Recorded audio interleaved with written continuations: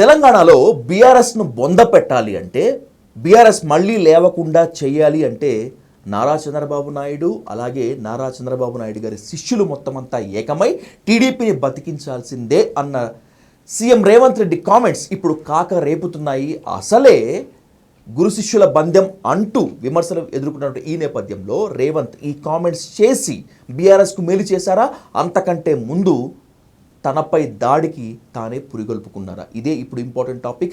ఇదే topic pi in డీటెయిల్గా in డెప్త్గా డిస్కస్ చేద్దాం సీనియర్ పొలిటీషియన్ రాజయ్య యాదవ్ గారితో. అన్న నమస్తే. నేను చంద్రబాబు నాయుడు శిష్యుణ్ణి, చంద్రబాబు నాయుడు గారి విజన్లో పనిచేస్తా అంటే తాట తీస్తా చెప్పుతో కొడతా అని చెప్పి ఒక ప్రెస్ మీట్లో ఫైర్ అయ్యారు రేవంత్ రెడ్డి.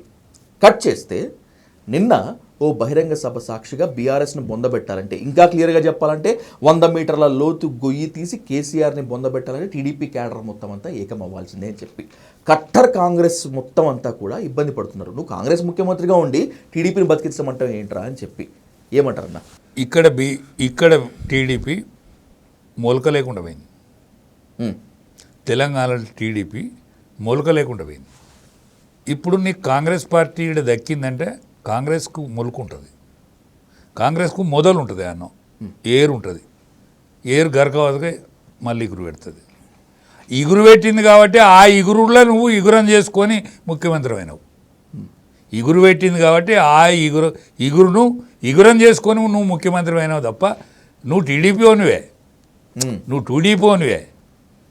కానీ అక్కడ ఉన్న కాంగ్రెస్ పార్టీ దురదృష్టం ఏంటంటే నిన్ను ప్రెసిడెంట్గా చేసుకోండు. బట్టి విక్రమార్కను ప్రెసిడెంట్ చేసినా కూడా ఇక్కడ కాంగ్రెస్ పార్టీ గెలిచేదే. ఓకే, యాంటీ కేసీఆర్ వేవ్ తోటి, యాంటీ కేసీఆర్ వేవ్తో గెలిచినావు. గెలిచింది పార్టీ గెలిచింది, నువ్వు గెలవలే. ఇక్కడ తెలుగుదేశం లేవది కాక లేవది. ఓకే, లేవది కాక లేవది. ఇక్కడ తెలుగుదేశం లేదు. అంతలా అయితే టీఆర్ఎస్కు నాయకత్వం ఉన్నది. ఇంకా టీఆర్ఎస్కు కొద్దిగా గొప్ప నాయకత్వం ఉన్నమాట నిజం. కానీ యువకులు లేరు. వాళ్ళకు యువకులు 18 ఏళ్ళ నుంచి 30 ఏళ్ళ వరకు ఉన్న యువతరం అంతా బీజేపీలు ఉన్నది. అంటే బీజేపీ ఓటు చేస్తే కాలే, సంఘం చేస్తే కాలే, ఏబీపీ చేస్తే కాలే, వాళ్ళు డైరెక్ట్ మోడీ కనెక్షన్లో ఉన్నారు వాళ్ళు. కానీ మనకు లీడర్ లేడు, వారికి సెకండ్ లీడర్ లేడు. అంటే పోలీస్ స్టేషన్ పోయేతోడో, హాస్పిటల్ పోయేతోడో, ఆకలి అయితే ఇంత ఇక్కడ అన్నం పెట్టుకోడో, ఇంత టిఫిన్ చేయించుకోడో ఆ లీడర్ లేడు. కాబట్టి ఆ లీడర్ ఎక్కడ ఉన్నాడంటే టీఆర్ఎస్లో ఉన్నాడు. అది టీఆర్ఎస్లో బీఆర్ఎస్లో ఉన్నాడు. కానీ శీలం చెడ్డ పార్టీ అయింది అది. ఏది కేసీఆర్ చేత కాకుండా అయిండు. కేసీఆర్ కంఠం మూగబోయింది. వెనుకటి కంచకంఠం కాదు అది. పోతే కవిత అంతర్గత కాలాలు, కేటీఆర్ వర్కింగ్ ప్రెసిడెంట్ హాంభావపూరితమైన ఆలోచన విధానం, వాళ్ళని ముగ్గురిని రిసీవ్ చేసుకుంటలేరు. కొద్దో గొప్ప ఏమన్నా పతారు ఉన్నదంటే అందులో హరీష్ రావుకే. ఏది కార్యకర్తలను కానీ ప్రజలను కానీ హక్కున చేర్చుకునే మనస్తత్వం ఉన్నది ఆయన ఒక్కడు మాత్రమే. కాబట్టి రాబోయే రోజులలో కేసీఆర్ గారికి నా విజ్ఞప్తి, అన్నా నువ్వు గౌరవప్రదమైన జీవితం జీవించినవు, ఇప్పుడు అగౌరవమైన జీవితాన్ని జీవిస్తాను. నీ ముగింపు మంచిగా చేసుకో. హరీష్ అన్నకు టీఆర్ఎస్ని అప్పచెప్పు.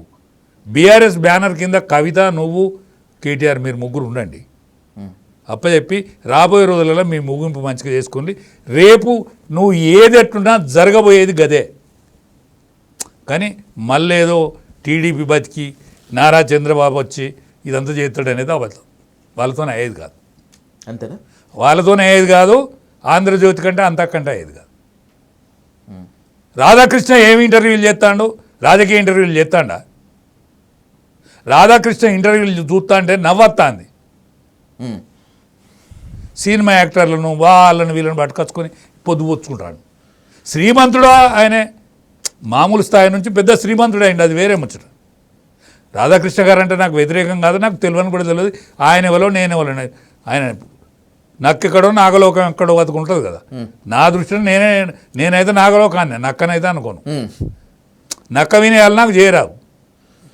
నక్క వినయాలు చేస్తే కేసీఆర్ దగ్గరనే దక్కుతుంది. నేను రాజ్యసభలో ఉన్నాను, పార్లమెంటులో ఉన్నాను. నక్క వినయాలు నాకు శాత కాదు కాబట్టి నిక్కచ్చితమైన మనస్తత్వంతో ఉన్న మనిషి కాబట్టి నిక్కచ్చితంగా ఉన్నోడు చూసి కేసీఆర్ భయపడ్డాడు కాబట్టి నేను గీత దూరంగా ఉన్నా.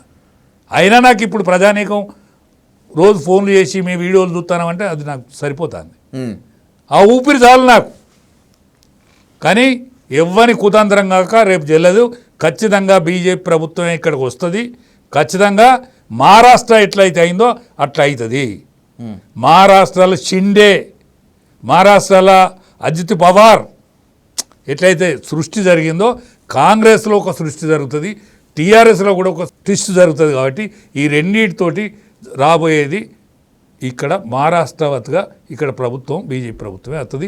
బీసీ ముఖ్యమంత్రే ఇక్కడ అవుతారు. నీ చెప్పిన దాని ప్రకారము రాబోయేటువంటి రోజుల్లో బీజేపీ ఎలా అయినా సరే ఇక్కడ సర్కార్ ఏర్పాటు చేస్తుంది. కాబట్టి టీడీపీని యాక్టివేట్ చేసుకుంటే టీడీపీ బీజేపీతో మనం ములాఖత్ అవ్వచ్చు అనేటువంటి ఒక దూరదృష్టితో రేవంత్ రెడ్డి ఈ మాటలు మాట్లాడారని అనుకోవచ్చా? అనుకోవచ్చు, కానీ అంత అమాయకత్వంగా ఢిల్లీ లేదు. బీజేపీ అధిష్టానం అంత అమాయకత్వంగా లేదు. నాకు తెలిసి ఏ కాంగ్రెస్ సీఎంని అంత ఆప్యాయంగా మోదీ కౌగిలించుకోలేదు, దగ్గరికి తీసుకోలేదు. ఎందుకు అంటే రాజకీయాలలో పరస్పరం గౌరవించుకునే విధానానికి మోడీ గారు దానికి వినమ్రంగానే ఉంటాడు. ఎక్కడనైనా మీరు ఏ దేశానికి పోయినా కూడా ఆయన పద్ధతి అది మనం చూస్తాం. కానీ ఈయన ఆలింగనం చేసుకున్నంత మాత్రాన ఈయన ఏంటిదో తెలియకుండా ఆయన లేడు.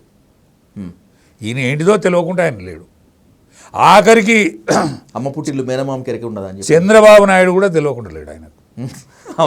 ఈవెందో చంద్రబాబు నాయుడు కూడా తెలియకుండా లేడు.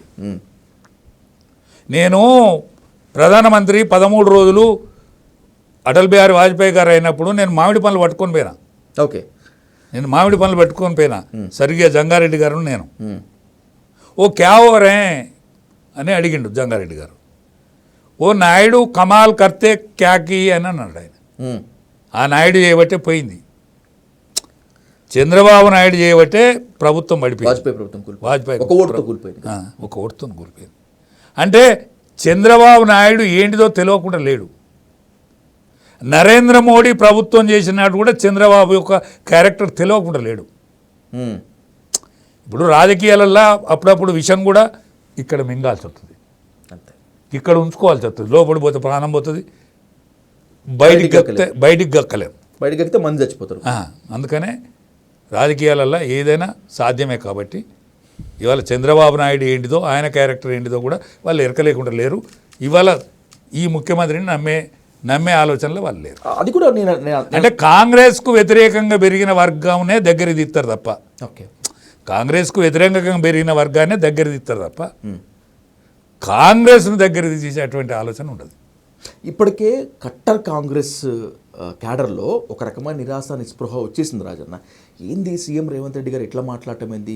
నిన్నగాక మొన్ననే కదా గురు శిష్యులు అనేటువంటి మీ ఇద్దరం గురు శిష్యులు అంటే తంతానని చెప్పినటువంటి వ్యక్తి ఇప్పుడు టీడీపీని యాక్టివేట్ కమ్మంటున్నాడు అంటే ఏంటి అని చెప్పి రెంట్కి చెడ్డ రేవట్ లాగా తయారైపోతారేమో రేవంత్ అనేటువంటిది చాలామంది అనుమానం. అటు కాంగ్రెస్కి కాకుండా టీడీపీకి కాకుండా కావాల్సిందే కదా,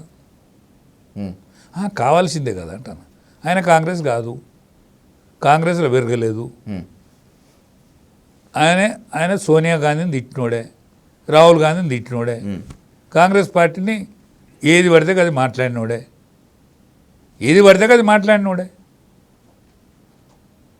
ఆయన ఓటుకు నోటు చోరు కేసు ఉండే. ఆయన ఎన్ని చేయలే. కాబట్టి ఆయనకి ఇంకా ఫీచర్ ఉంటుందని నేను అనుకుంటున్నాను. చూద్దాం రాజన్న, రాజకీయ పరిణామాలు ఎప్పుడు ఏదైనా కూడా మారచ్చు. మీరు చెప్పిన దాని ప్రకారం శత్రువులు మిత్రులు అవ్వచ్చు, మిత్రులు శత్రులు అవ్వచ్చు. బట్ ఈ కాక ఎంతవరకు ఉంటుందో ఎంతవరకు పోతుందో అయితే వెయిట్ చేద్దాం. థ్యాంక్ యూ సో మచ్ అన్న. Thank you much.